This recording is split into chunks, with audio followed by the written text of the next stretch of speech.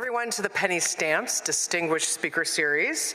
My name is Christina Hamilton, the series director, and today we present artist and tender provocateur, Nayland Blake. I want to thank our series partners, the UM Arts Initiative, Detroit Public Television, WNET's All Arts, and Michigan Public, and Gender Euphoria. Yes, Nayland is here also as part of Gender Euphoria, which you will remember we started the top of the season with Frank and the beginning of Gender Euphoria, a semester-long explosion of queer artists and art making, exploring how to make art and find queer joy in a state of emergency. Tomorrow, you can join Nayland for a gender discard party that'll be at 4:30 p.m. at the Stamps Gallery. The thing you have to do for a gender discard party is you bring an item that represents an aspect of your gender that you're done with. You tell your story, discard the item, and celebrate, and you might find something to take home.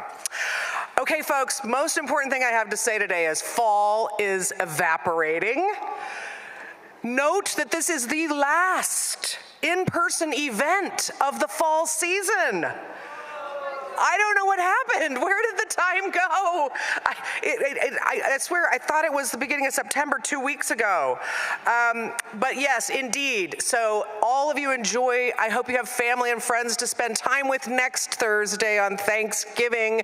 And then on the following Thursday, we're not here, but we do have a very special program that will be released online. This is our final presentation of the fall season. This was filmed in London's West End at a cabaret club. This is performances and interviews with Ty Jeffries and Miss Hope Springs. It's wonderful, so don't miss that. That will be released online on Thursday, December 5th at our regular time and be available for viewing on demand thereafter. And I will see all of you then back here in the new year. January 16th, 2025 is when we will reconvene back in this theatrical space with Rashad Newsom. We are working on all kinds of fun print materials and all that to be available soon. So you can check out the Penny Stamp Series socials and the website. Hopefully in the next couple weeks, that new winter program will be up online. Until then,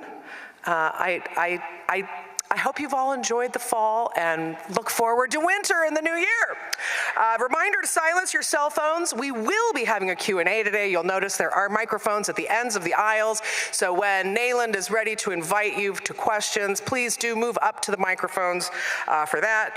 And now, to introduce our guest, please welcome the progenitor of Gender Euphoria and infamous performance maven, Professor Holly Hughes.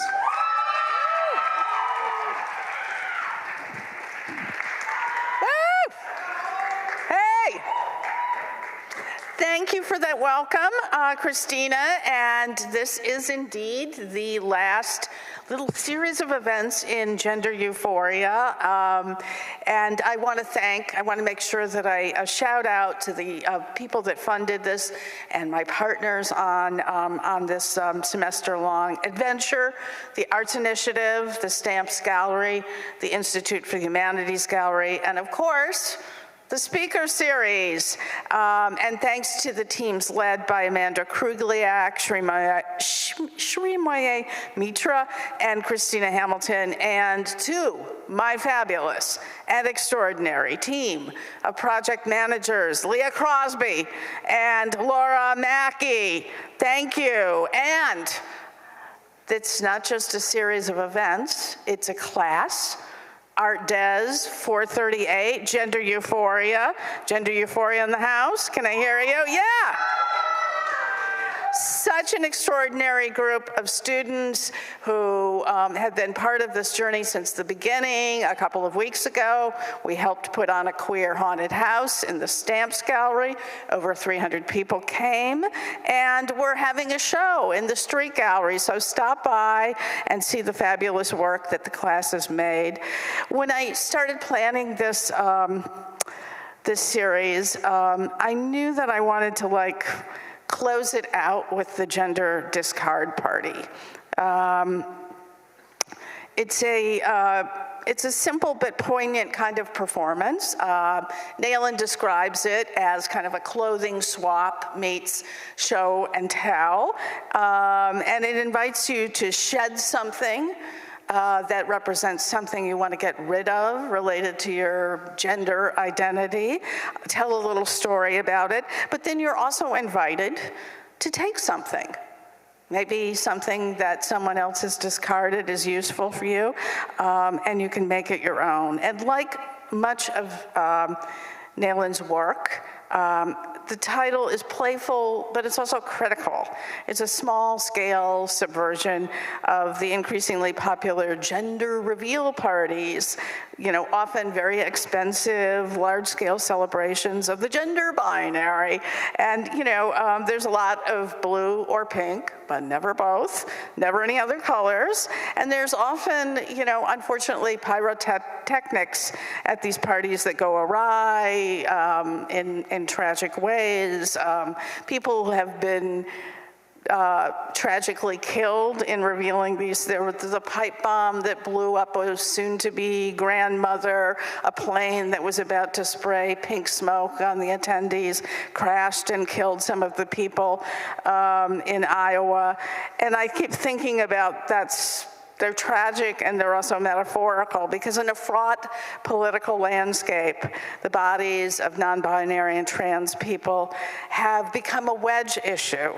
We're not just the first group of people to have our basic human need to use the bathroom safely, to be exploited for political gain, but somehow we're also somehow held responsible for the results of the recent election. And Nayland's work critically engages with a lot of the concepts that undergird that type of ideology. So I invite you again to be part of a little celebration of refusal tomorrow. Nayland Blake has a very storied career, spanning decades, creating performances, videos, sculptures, drawings, writings that complicate our notions of cultural, racial, and sexual identity with intellectual rigor and disarming humor. Currently professor of studio arts at Bard College, and they're a very dedicated educator as well. Their work has been exhibited at many major museums, including the Whitney, where they have been included in multiple biennials, and the pivotal exhibition Black Male, Representations of Masculinity in Contemporary American Art at the Walker Art Center, SF MoMA, as well as a solo show at the Tang Teaching Art Museum and Gallery, and a retrospective of their work at Project One, curated by Maura Riley. In addition, they have a very regular daily writing practice that they share online, and a collection of their writings is coming out in June 25 from Duke University Press. So you'll want to look for that. And with no further ado, let's welcome Nayland Blake.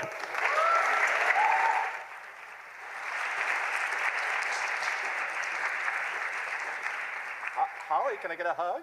Oh, yeah. A hug. At least a hug. Yeah. Yeah. The ship's passing in the night. Holly and I have known each other for probably about a little over 30 years. So we're what they call queer elders. Thank you so much for having me here. Before we get going, I would like to enlist all of your help. The lovely thing about doing this is that you could all be shaking your heads no right now, and I wouldn't know, because I can't see beyond the stage. But I would ask you to join with me in doing two things. First of all, I'd like everybody to close their eyes and to think about all of the people who have stood on this land. All the people who stood on this land while this building was here, before this building was here, before this town was here. Everybody have a sense of all of those folks? And then I would like you to join with me and think of a person who you feel should be here tonight with us, but is not, for whatever reason. Got that person? Okay, thank you. What we do here tonight, we do for all of those people, to honor them and to include them. So,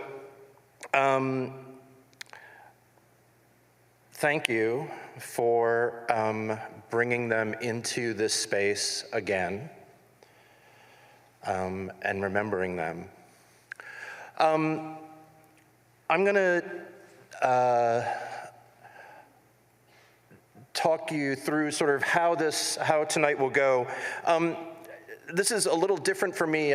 Usually I format my slide talks a little bit differently from this, but in talking with folks at the Stamps, it seemed like actually it was a better idea to rethink that configuration. It does have some similarities to it. When I do these talks, my tendency is to show you all a lot of stuff, like up front, and to go a little bit light on the explanation. So tonight it's a little different. The talk is really organized around some general ideas that have inflected the work that I make, and then hopefully those ideas will be helpful for you as well. But it still has sort of the same format of, there's a whole bunch of slides. We're gonna move through things very, very quickly. There will be Q&A at the end, so if you have questions about those slides, note them down and you'll be able to ask them at the end. But as the lead-in, when I was asked to do this talk, I was like, okay, well, late November sounds fine. Like, what do I want to sort of talk about? And then I was like, oh, hey, something's happening in early November. Well, but however that goes, it's going to really inflect what we do here tonight. So, thus the title, and then to talk about like the subtitle, I think that we're at a really tough time in this country and in the world in general. But the thing that really characterizes it to me is a real fear, a fear of what might happen next. And I think that one of the things that's tough about that is that when people encounter fear, they shut down. And they start going like, okay, well, let's get rid of all of the unessential stuff, right? I have to focus on the things that are most important, the live or die things. And one of the first things that goes out the window is art and art making and creativity. We're continually told that those things are frivolities.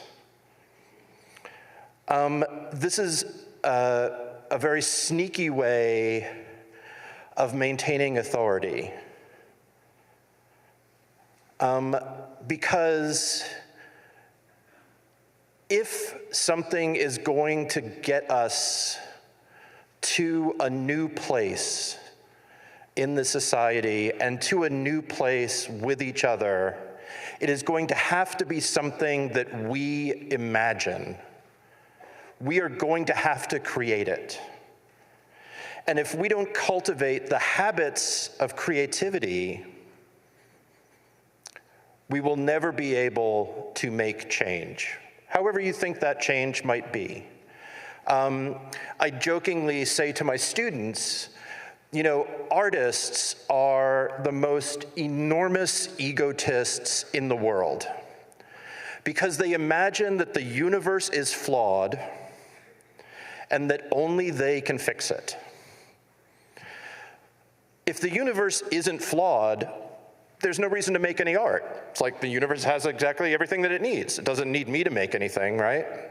So if I have the impulse to make something, if I have something that I see that I want to bring into presence, it's because I notice a lack in the universe. And secondly, if it's not me uniquely who can fix it, then I just support somebody else and they're making of the thing that's going to fix the universe. So the fact that we have the impulse, the desire to bring something new into the world indicates how important and how essential creativity and artistic practice is to human thinking. In fact, it's so important that we create a lot of institutions to try to manage it and make it feel kind of dull and boring and inessential. So in thinking about my life and my practice as an artist, really I've been engaged with 3 questions throughout that time. Whoop.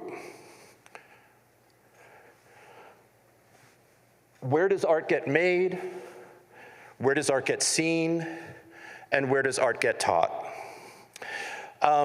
And this is something that it's like I've thought about through my entire life. As a kid, I loved going to museums, and my parents, you know, where I was growing up in New York, we didn't have a lot of money, but luckily museums were basically free. They could take me to the Metropolitan Museum and pay $0.25 for each one of us, and I could see something. You know, it was cheaper than going to a movie.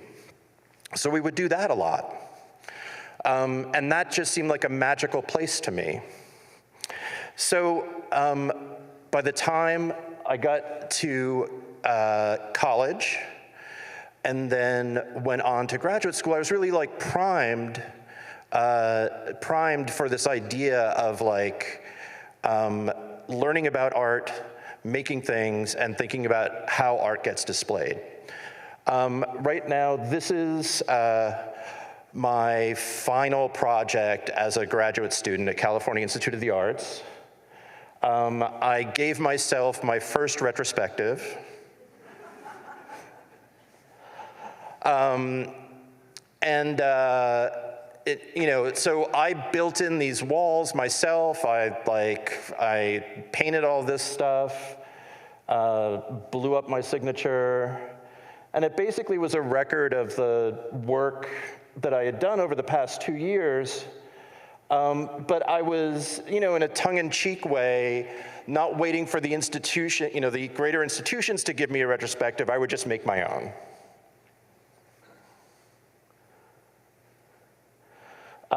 Some furniture I designed during that time.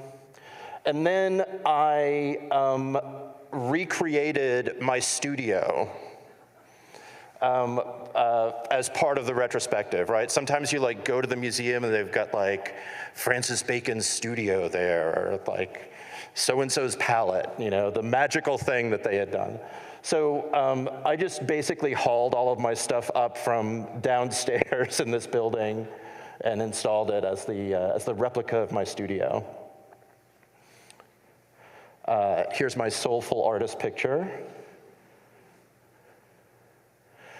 So, like right from the start, here was this sort of combination of the place where the art gets made, and then the place where it gets displayed, in the place where I had been taught art, right? the other thing I should say is that that ambition to have that kind of a retrospective was seen as kind of like inappropriate at the college at that point, you know? You weren't supposed to be like angling for those sorts of things. At least you weren't supposed to admit it.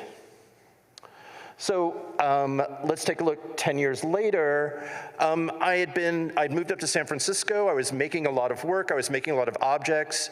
And I started working as a curator at nonprofit art spaces, and also continued making kind of my own installations. So I'm going to show you two things from this year. One is an installation that I made in New York City called the Philosopher's Suite. And the way that I made these installations was that I would engage with a particular book, a piece of writing that I found inspirational one way or the other. And I would come up with all of these different ways to make pieces that arose from that book. So in this case, the book that I was using was a book by the Marquis de Sade called Philosophy in the Bedroom. You may or may not have read it. De Sade wrote this sort of philosophical treatise that took the form of a script. So the book is like a play. And in the installation, I have all of these different productions of the play. So you walk into the space, there's a stage that's like for a marionette production of the play. There's these various marionettes. There's a little lectern for people reading the play. There's a hand puppet production. And then there's these sort of process-oriented sculptures. So this is a tea set that I made that was made out of burnt copies of the play. Or here was this brandy infused with rolled up pages from the play. And part of the thing that I was asking myself was like, how do we actually take in ideas? You know, what does it mean to absorb somebody else's thinking? So what if we actually literally ingest it? And that's something that's been really consistent within the work, is that this relationship to what's inside of our bodies and what's outside of our bodies. What are the boundaries of our bodies? During the run of the show, I had this reading room set up. My engagement with these texts means that I do a lot of reading around historical stuff that's connected to the text. So stuff about the French Revolution, stuff about de Sade's life, various philosophical things. And then I was sort of doing the classroom work of working out ideas for the exhibition within the exhibition. So there was a sort of classroom setup where we had some reading sessions for folks.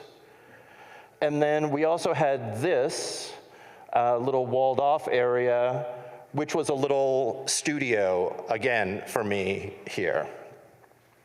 So again, this was like this idea of like, usually when you go to a gallery, all of the work that the artist has done is kind of hidden from you.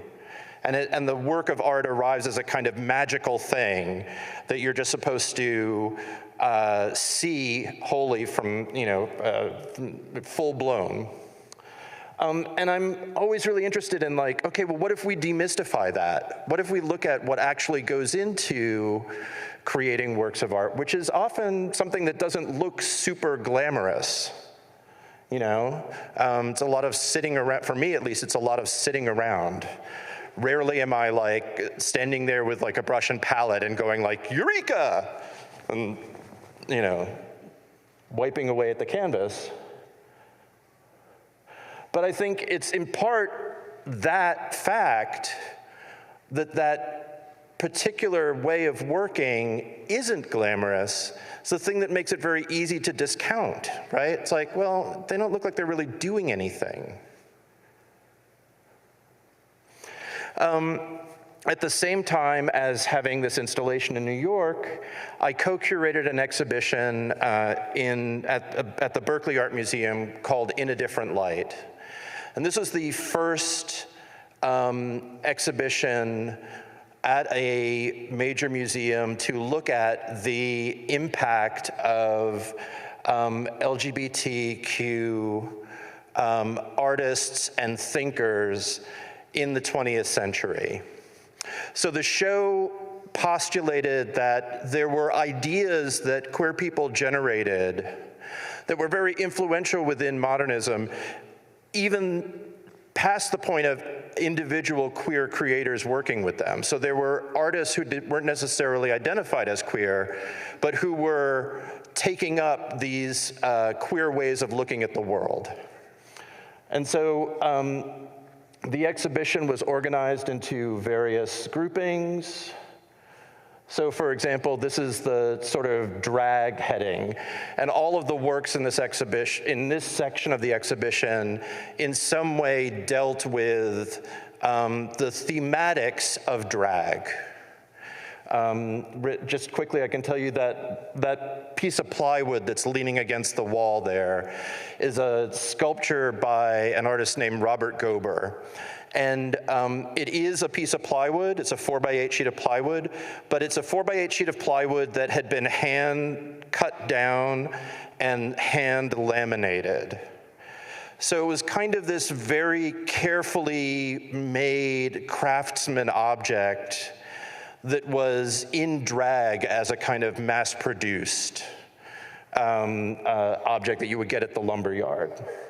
So with stuff like that, like thinking about how did these ideas of gender and creation inflect different ways of making meaning?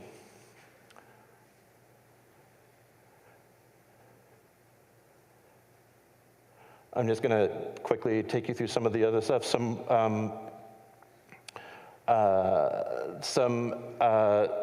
pamphlets from the women's music movement of the 70s.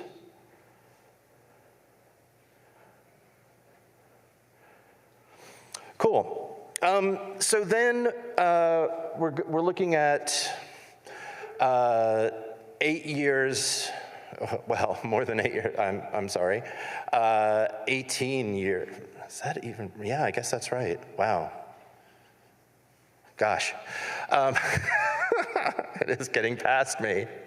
To another sort of installation that picked up a bunch more of these ideas. And one of the things that I started to really think about in making work was really thinking about the location of where the work was going to be shown. So that it wasn't just thinking about the type of space where the work is exhibited, but also what's the history of that space. So this is a show for Yerba Buena Center of the Arts in San Francisco called Free Love Toolbox. And it is an exhibition that engages with Yerba Buena's history as part of San Francisco's redevelopment scheme. Those of you who are from the Bay Area, there was a point at which a massive part of the city south of Market Street was kind of cleared out and rebuilt, and there was a whole intense like immigrant community that lived there that were all sort of moved out in favor of this convention center that got built. And also, one of the buildings that was displaced was San Francisco's first leather bar, which is a bar called the Toolbox. So this installation was a way of like talking about that history, but also thinking about what might be possible in that space to bring people together to create new stuff. So these shelves here were part of that endeavor. We basically set up different stations within the space, some of them actually quite empty. These shelves were not very empty, were quite empty at the beginning of the show. And what was going on here was that anybody could come here and leave items on the shelves that to them represented the idea of freedom. So folks who would normally be kind of like bystanders or passive consumers of the show could be creators of the show by bringing stuff here and dropping it off. We had this runway set up here where we had sort of some stage performance events. That banner that's on the back wall was a recreation of a mural that was initially on the interior of the bar, the toolbox, in 1965, I think. We had a graffiti wall set up by the entranceway.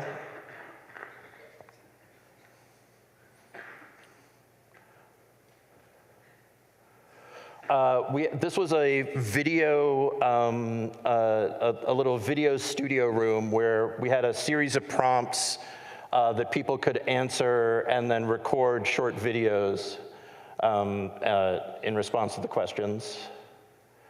And then this is a performance from later on in the show. That's myself and one of my collaborators, Lolita Wolf. We did this performance with decorative piercing, and then folks came up from the audience and tied ribbons from the piercings onto the banner at the back of the wall. And I did a short performance, sort of as a kind of reverse marionette, but as a way of talking about my connection to the history of this location. In here, we had set up a version of a piece that I've done a number of times. It's a piece called Ruins of a Sensibility. And on that back wall, you can see a sort of Jackson Pollock-y drip painting. That painting is sort of my first childhood memory. I made that painting with my father when I was 4 years old. And we made it in the basement of the building we were living in. And it sort of hung over my parents' couch ever since. Inside the space with the painting is my vinyl record collection. And basically what happens here is that during the time that the show is up, there's a DJ booth set up and speakers that provide the sound for the rest of the installation. So people can sign up to be DJs using my record collection during the time that the show is up and sort of provide the soundtrack for other people. So here you see somebody doing that. And in a way, this brings together, it's sort of thinking about how can you have a kind of autobiography, right, of oneself, one's own artistic thought.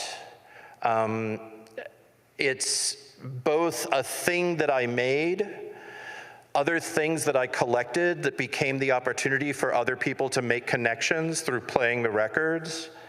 And then also it was a little nod to the fact that my parents met because my dad was a clerk at a record store. And my mom went in and sort of saw him and was smitten with him. And so that's sort of how they got together.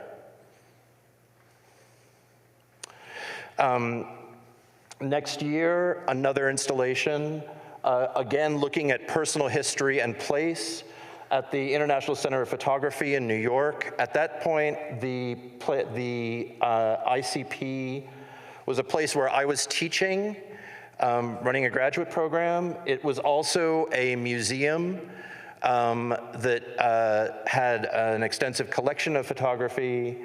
And it was located at that point on 43rd Street, not far from Times Square. So this show brings together works from ICP's collection that are organized around queer activism themes, some stuff from my own collection, and then a few of my own added items to the environment. So you can see some of the stuff that's from ICP's collection and from my collection here.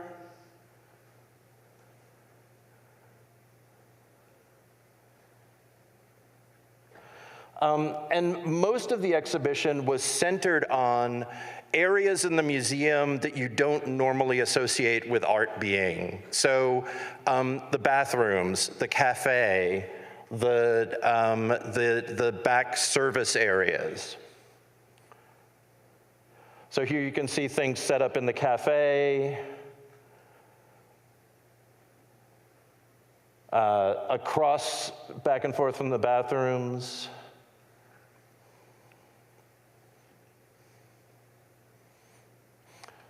We had a special mug that said "Freak" on it, made for the cafe during the time, so that was what all the coffee mugs were. And then while the show was up, I did another performance that was me inhabiting this particular character, Victoria Spector.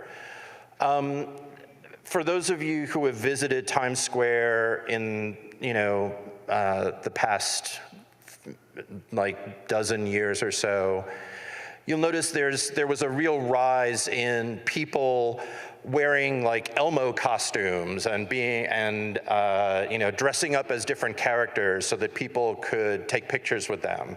It was one of the ways that people were that people were actually kind of supporting themselves as kind of a busking thing. And it was odd to me that they were really like corporate characters. And I had remembered being around Times Square in my teens when it was really sort of at its seediest, and going out there really trying to connect with people and find partners, and the sort of the danger and the sort of marginality of that space. And so this character, Victoria Spector, is kind of like the ghost, the hermit, that walks around to those spaces. So I went around to all of the locations where I had connected with people, or where there had been like different like adult movie theaters or bookstores throughout the area that were none of them were still open. But I sort of was this pilgrim that went around. And then I handed out this flyer to anybody who wanted to take a picture with me. Instead of, I would take the picture, but I would give them this flyer as well that would sort of a little thing about helping them to think about, as it says, I hope you find everything you seek here today. Your dreams are already your own. Don't let anyone sell them to you. Because what had really happened in Times Square was this sort of like colonization of people's imaginations by, big companies that are more comfortable with selling you like a sort of sanitized idea of your dream than having you actually make something up on your own. So just a quick look at some other performances that I've done over time. This is a piece called Starting Over. It is a piece where I'm wearing this bunny suit that you see. It's been stuffed with beans, so it is the weight of my partner at the time. So when I'm wearing the suit, I'm both of our weights. He was a choreographer, so he's sort of off stage teaching me a dance, and I'm trying to learn the dance while wearing the suit. And I sort of do that until I can't really physically do it anymore. Another animal costume. This is a performance called Pinky the Elephant. And it sort of tells the story of this furry suit that a friend lent me who had gotten it from somebody who had commissioned it. And it's, I don't know how many, can we hear from, do we have any furries in the audience tonight? Maybe that cough is one, okay. Or you can admit later on to me if you want. But one of the things that's really interesting to me about furry culture is that it is artisan culture. It is people making up their own characters, and then other people doing things like creating fursuits that are costumes of that particular bespoke character. And there's something really lovely about an art form that is so personalized and connected. So I sort of wanted to talk about that, did a lecture about that, and then wore the pinky suit. And then a couple of years later, I was in a show called Trigger, and I did this piece called Transitional Object. This is my persona, Nomen. And during the run of the show, I wore this fursuit. This is a show that was at the New Museum. I wore this fursuit and rode the elevator at the museum with this sign here. And the sign says, pick out a pin, tell your secret to the pin, and stick your pin on Nomen. So by the end of the show, I was wearing all of the accumulated secrets that people had told, and was there as a kind of totemic object character. This is a couple of images of a piece called Gorge, where I sit in front of the audience with a table of food, various foods behind me, and the audience feeds me for an hour. So, and I will eat whatever people feed me. So this is another version of that performance that happened in a club in 2020. And then I figured I would give you a whirlwind tour through my retrospective. And this is a little bit selfish, I have to say. So initially, the first leg of this retrospective happened at the ICA LA in fall of 2019. It was really wonderful to work with them. With this gathering up like 30 years of my work. The show was scheduled to open at the MIT List Center in the spring of 2020. Remember what happened then? So we had this weird situation where the work had all been loaned for the exhibition. It was all there in Boston. After sitting there for a while, they decided that they would install the show in the hopes that eventually things would open up. As it turned out, they installed the show, and the only people who were able to see the show were MIT List employees, except for the last weekend of the show where they smuggled myself and my mom in. So I'm showing it to you just to give you an idea that there's a lot of work that I've made that is not just these sort of installation pieces, but also because I kind of want more people to see. It's like, what if you had a retrospective and nobody came?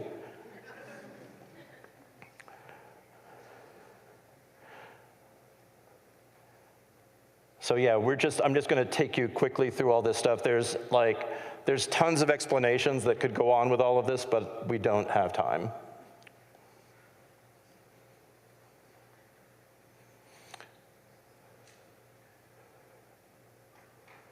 One thing I will say is that a thing that I think is really consistent about all of the work that I do is that it is human scaled. I'm not interested in making big things big for the sake of bigness. I'm always interested in the relationship that sculpture has to your body, and also using things that you already have an emotional relationship to.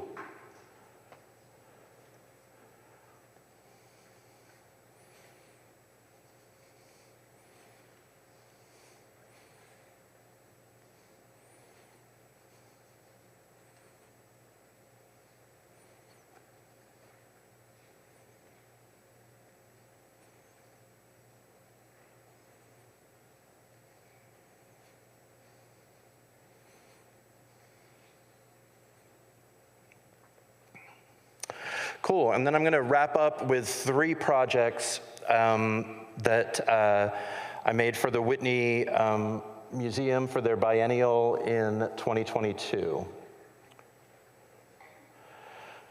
This is the first. It's called Service Entrance for a Haunted House. And it is this painting that is on the glass doors there. This is the back entrance to the Whitney on the ground floor. This is what it looks like from the inside looking out. So you sort of have this like private club entrance that looks the same on either side, and the entrance is always on the other side of it. And what this is a recreation of the entrance to a notorious New York City gay sex club called the Mine Shaft. The Mine Shaft was located 3 blocks from where the Whitney currently exists. And so the meatpacking district where the Whitney now is and the waterfront there was a very important gay cruising area for much of the 60s, 70s, and early 80s. So part 2 of this was a project called Got an Art Problem. And I was really thinking at this time, again, about those 3 questions, like where's art made, where is it shown in the museum, and where is it taught? And I was at in 22, I was feeling pretty disillusioned with the art institution in general. And I thought, well, the part that I do actually believe in is the part of helping people with problems. So we set up a thing where during the run of the show, I would meet with people who had been brought in through the Whitney's education department.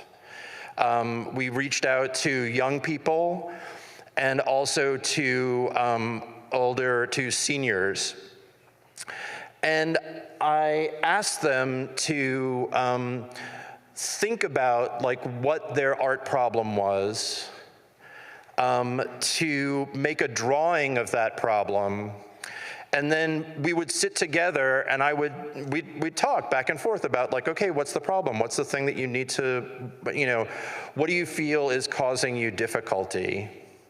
At the end of the show, or at the end of our session, we'd hang their drawing up in the Whitney, and I would give them a drawing that I had made.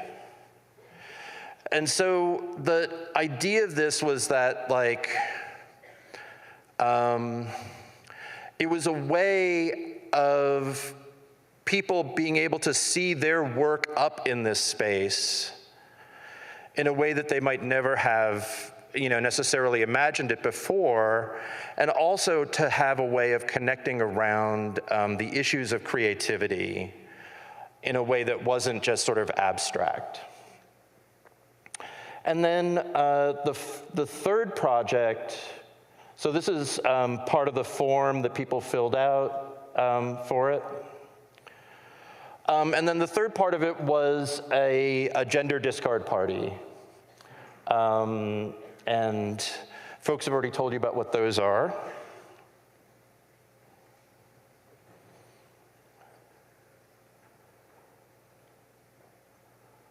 But, you know, we see people having a good time, getting rid of some stuff and picking some things up. So to get back to these three questions, you know, where does art get made? Where does it get seen? Where does it get taught? My thing is like, why can't those places all be the same place?